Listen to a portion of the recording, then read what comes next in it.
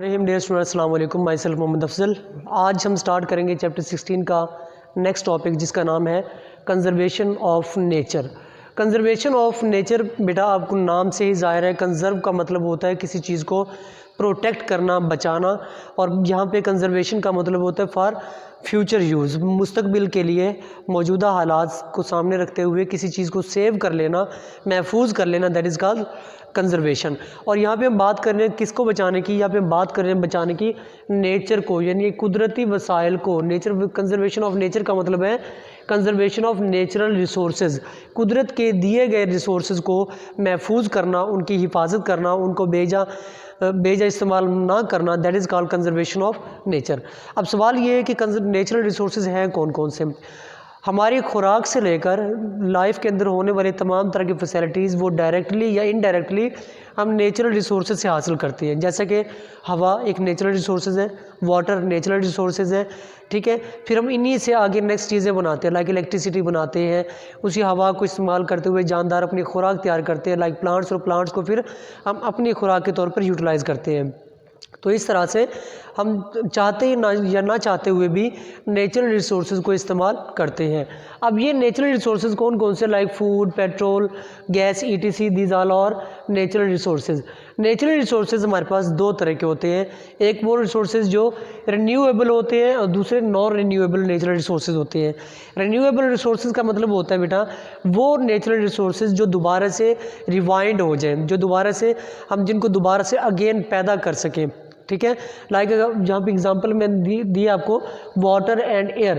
Air and water के अंदर आप देख सकते हैं कि आप हवा को भी फिल्टर कर सकते हैं, वाटर जो है इसको भी आप दोबारा से महफूज कर सकते हैं, दोबारा से इसको आप सेव कर सकते हैं कि अगर आपके पास कहीं पे पोल्यूटेड वाटर है, उस पोल्यूटेड वाटर को आप रिफाइन करके अगेन उसको फिल्टर्ड वाटर अगेन बना सकते हैं, उस दोबारा इस्तेमाल के काबिल ला सकते हैं।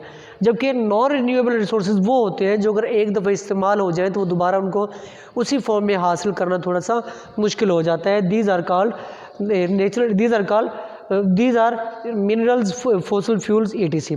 अब नेचुरल रिसोर्सेज जो होते हैं, अब मकसद ये होता है कि किन को महफूज करना है। डेफिनेटली रिन्यूएबल रिसोर्सेज जो इनको हम दोबारा से तैयार कर सकते हैं, तो इनको इतनी ज़्यादा हमें टेंशन नहीं होती कि इनको महफूज करने की ज़रूरत है हमें नॉन रिन्यूएबल रिसोर्सेज को महफूज करने की, उनका कम से कम इस्तेमाल करने की, ताकि हम उसको मुस्तकबिल के लिए, अपने लाइफ के लिए उसको मेंटेन कर सकें।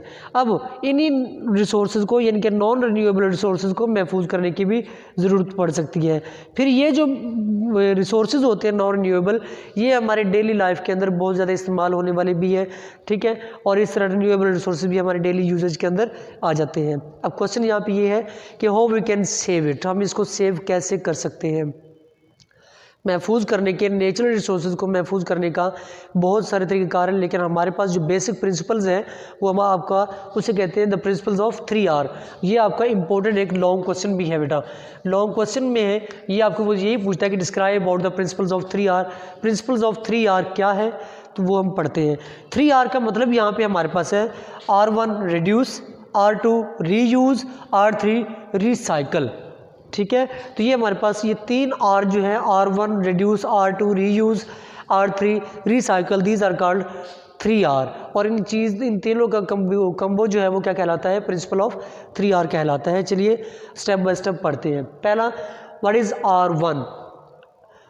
यहाँ पे बताता चलूँ आपको, R1, R2, R3 ये आपके MCQ भी पूछे जा सकते हैं कि what is R1, which one of the following is R2, which one of the following is R3, तो आपको इनके नाम पते होने चाहिए।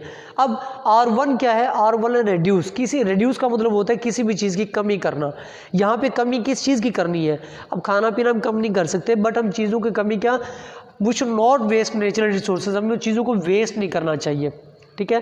फॉर एग्जांपल हम पानी की बात कर लेते हैं, हमें क्या करना होता है कि पानी पीने के लिए जितना पानी चाहिए होता है हम समटाइम उससे ज़्यादा पानी डाल लेते हैं गिलास के अंदर, और फिर जितना आधा पिए और आधा गिरा दिया, तो ये वेस्ट है, ठीक है। इस तरह से हम नेचुरल रिसोर्सेज को ज़ाया कर रहे हैं। तो इस तरह और भी वो कौन सी, वाटर है, इलेक्ट्रिसिटी है, फ्यूल है, इन चीज़ों को आप महफूज कर सकते हैं, इनको आप इस्तेमाल कम से कम कर सकते हैं। ठीक है बेटा। अब इन चीज़ों को महफूज करने से क्या होगा कि ताकि ये चीज़ें अगर महफूज हो जाती है नेचुरल रिसोर्सेज, तो नेक्स्ट आने वाली जनरेशन के लिए भी वो रिसोर्सेज जो है वो कारगर साबित हो सकते हैं। तो लिहाजा रिड्यूस में हमें ये करना है कि हमें इस चीज़ों को सिर्फ उतना इस्तेमाल करना है जितना हमारी ज़रूरत हो, ना कि बेजा इस्तेमाल करना है, उनको बिल्कुल ज़ाया नहीं करना। दूसरा हमारे पास है रीयूज़, चीज़ों को बार बार इस्तेमाल करना, बार बार इस्तेमाल करना। Things use again and again is called reuse. ठीक है बेटा। और इसमें क्या होता है कि should not through material like glass, plastic bags, paper, etc, ऐसी चीज़ों को फेंक नहीं देना चाहिए। अगर वो आपके पास है तो आप उनको बार बार इस्तेमाल कर सकते हैं।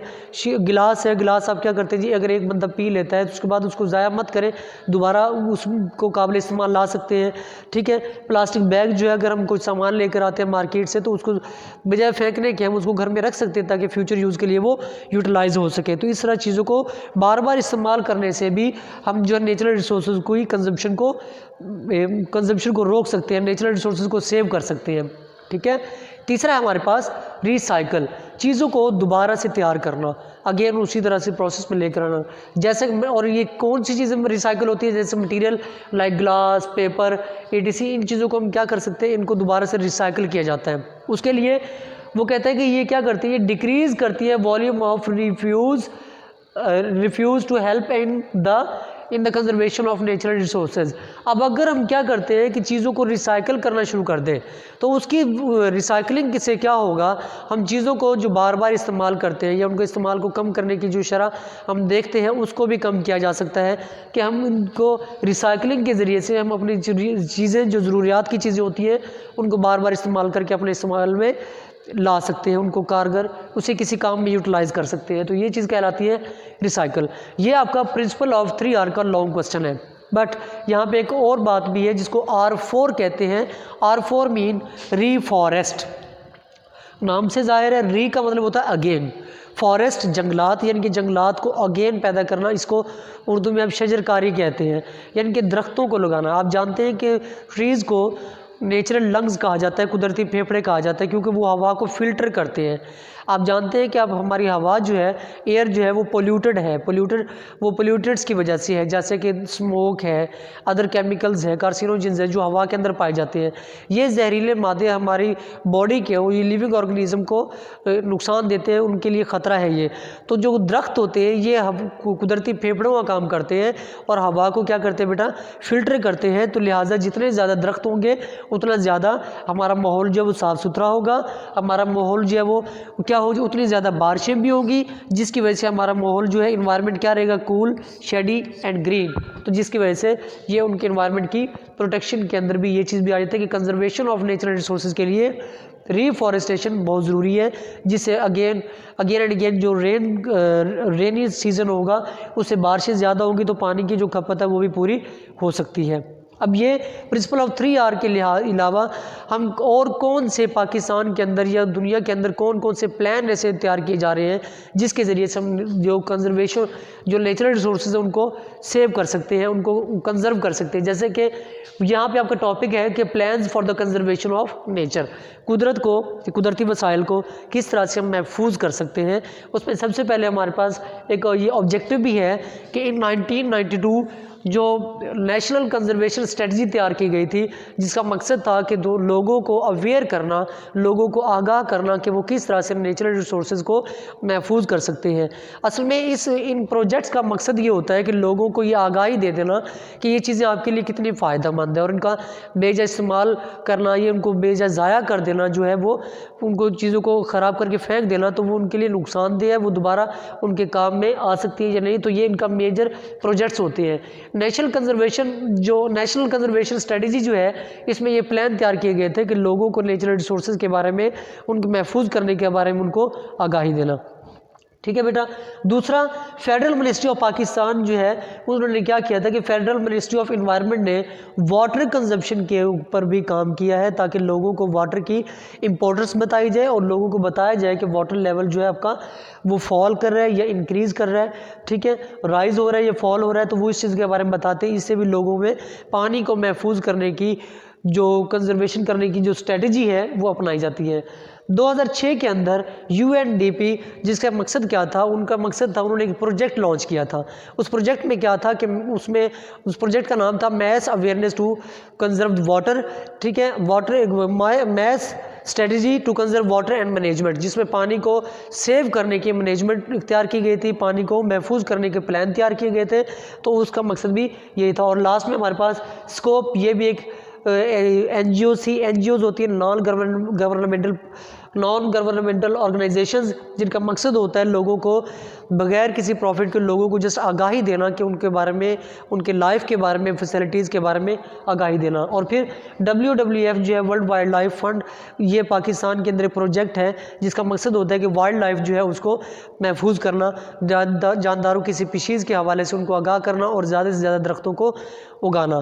ठीक है बेटा, तो ये आपका टॉपिक था जिसमें हमने आज डिस्कस किया है प्लान्स को, और हमने ये भी डिस्कस किया कि किस तरह से हम नेचर को कंजर्व कर सकते हैं। इस टॉपिक के अंदर आपके पास कुछ बहुत इंपॉर्टेंट MCQs भी हैं।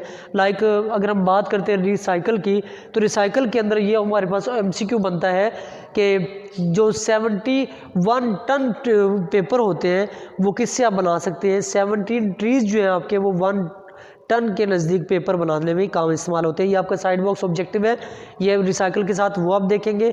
और इसमें जो बाकी जो प्लान्स हैं, इसके अंदर जो ईयर दिए गए हैं और NGOs के जो नाम दिए गए हैं, ये आपके पास MCQ और शॉर्ट क्वेश्चन के अंदर आ सकते हैं। और दूसरा जो 3R है, ये आपका लॉन्ग क्वेश्चन है, और रिन्यूएबल नॉन रिन्यूएबल भी आपका एक इंपॉर्टेंट शॉर्ट क्वेश्चन है। आई होप कि आज का लेक्चर आपको समझ आ गया होगा। इस हवाले से कोई भी कन्फ्यूजन या क्यूरी हो, आप व्हाट्सअप कर सकते हैं, टेक्स्ट कर सकते हैं। जज़ाकल्लाह।